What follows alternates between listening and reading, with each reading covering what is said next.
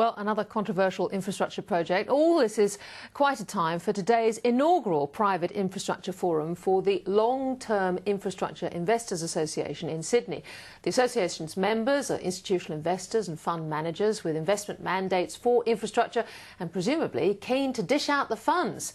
The meeting was co-sponsored by Pottingers, and Nigel from Pottinger is here all the way from the US, and he joins me live at the desk. Welcome back, Nigel. Delighted to be here, Tiggy. Now, let's talk about Adani first, because, in fact, I've been speaking about Adani in the last few days. With the Prime Minister over there, obviously the pressure is on. Adani has themselves, I think, already sunk about $3.9 billion or something into this vast project. They want the government to tip in.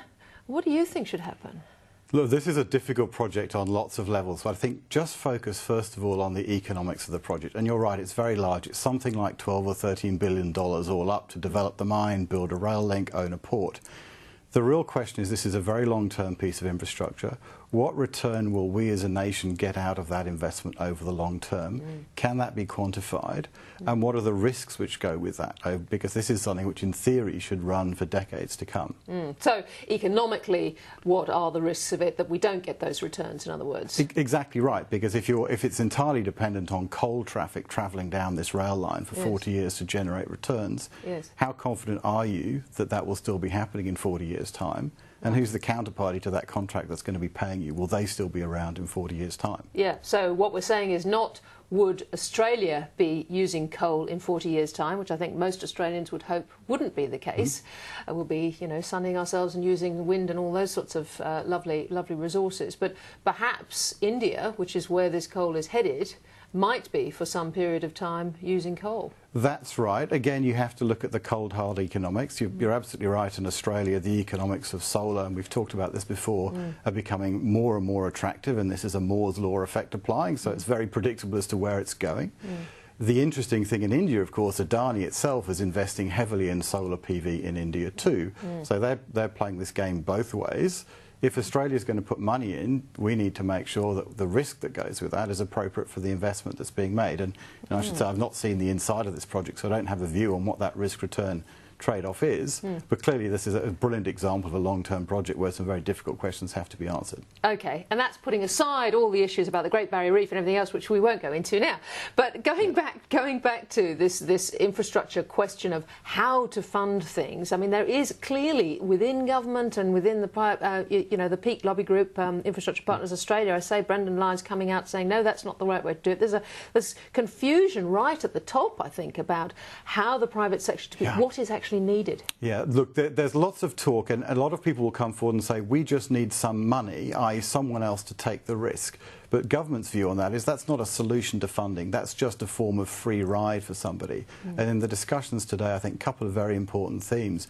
One is the critical importance of business broadly getting involved in the policy debate. You can stay away from the politics, but get involved in the policy debate to try to provide some perspective which helps to anchor these decisions in what are the right things to build long term. And leaving that entirely to the politicians is the politicians don't want that either. Well, I think this is the frustration of someone like Brendan Lyons. It's like, well, we've got this list of, if you look at the priority list on the Infrastructure Australia website, it's just projects and projects and projects and projects. And they're going to be done someday, So you have to come up with a solution for funding it. Government talks about funding, by which they mean who eventually is actually going to pay for it. Ultimately, a taxpayer, a user, someone in society has to pay for it.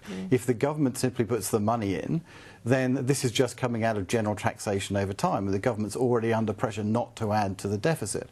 So coming forward with a proposal which says just give us money isn't what government needs and isn't really what the private sector needs. The private sector needs to bring forward ideas as to who can actually pay for this over time. Are there investors who will put in money because they can benefit from the increase in value of properties over time and contribute to the funding, as an example? So this whole idea of value capture, which has been, do you think that's oversold, this idea of, I mean, it's very popular in London, for example? It's talked about a lot. I think it's important to think about it very broadly. So in London, people talk about Crossrail, and there was a direct levy on business rates. Not value capture here, we usually mean something to do with property, but it's a good example of looking more broadly. And in London, the case was built. What does that actually mean, value capture, there? So the key thing really is to look at what are all the different different sources of revenue you could generate that's more than just charging somebody for using the service directly. And in London, the business rates was an example where you have gone to the community in business and said, if we build this new Crossrail link in London, will you pay for it? And the business community said yes, and put up effectively £8 or £9 billion of funding through the rates levy. That was an extraordinary fund. Which is a great example. Yeah. A lot of effort put in to build community support for that amongst business. Yeah. And there are a variety of other places it can be to do with property. Could that work here? Absolutely, it could work here. And also it's about looking more broadly, who else is going to benefit from a project? And can you build a case with that part of the community to pay for it? People love infrastructure, but you've actually got to pay for it somewhere. Yeah, and what else has come out of your discussions today so far? I mean, there seems to be a lot of talk about data. Of course, a lot of talk about data all the time, everywhere. But what exactly do you mean in that context? So there are lots of places where you can use data and information to have a much better understanding of the risks involved. Now, we've talked about the Adani project. There's a whole series of places you could look there. A very practical one is toll roads and patronage forecasts, and everybody knows you can't trust them, and you don't want to bet on them at the beginning. The interesting Macquarie thing Bank was very good at that at the beginning.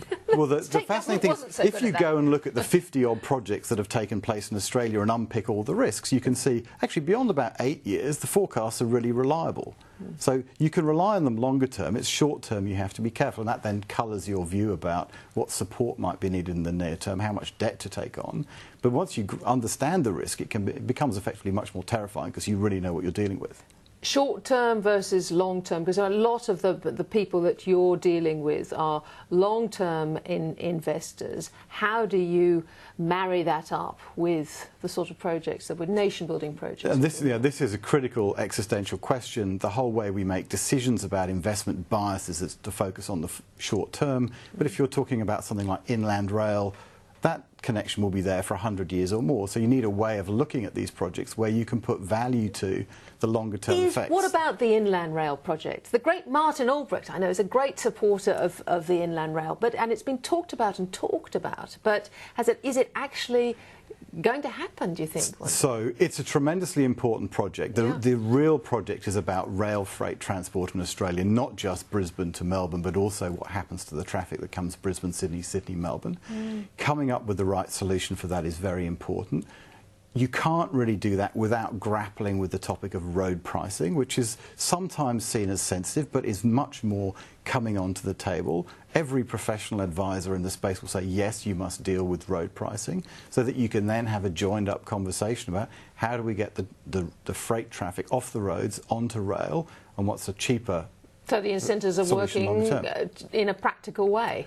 And you have to be able to have that conversation in a way where you can get both sides of politics effectively around the table to say, this will benefit both of us, whoever is in power, if we can actually deal with it. But it means you have to put tolls on the roads in the first place first, don't you? Not necessarily. I mean, we already have road pricing. It's called fuel levies. Yes, that's so it's already there in a variety of different ways. OK, well, I must ask you about the Snowy Hydro scheme that has been the project that was announced by the Prime Minister as a way of building on the hydropower and storage. Now, Gary Banks has said it's a nation-building expansion of the Snowy Hydro scheme that has been rejected as uneconomic in the 1980s. He doesn't like the idea at all. Well, it hangs on the economics, exactly. It's not a solution to South Australia's problem, because South Australia needs a solution now, so this would take 10 years to build. You have to judge it against what will be the cost effectiveness of battery storage and other technologies in 10 years' time. We know that it's predictable with where the data's going now, so I can tell you the answer to that. And will that beat the cost of the Snowy project? Who knows? But it's, you're putting all your eggs in one basket with that, so it's quite hard to believe it will come to life. All right. Nigel Pottinger, it's a fascinating area. Thank you very much for coming in. A real pleasure. Yeah.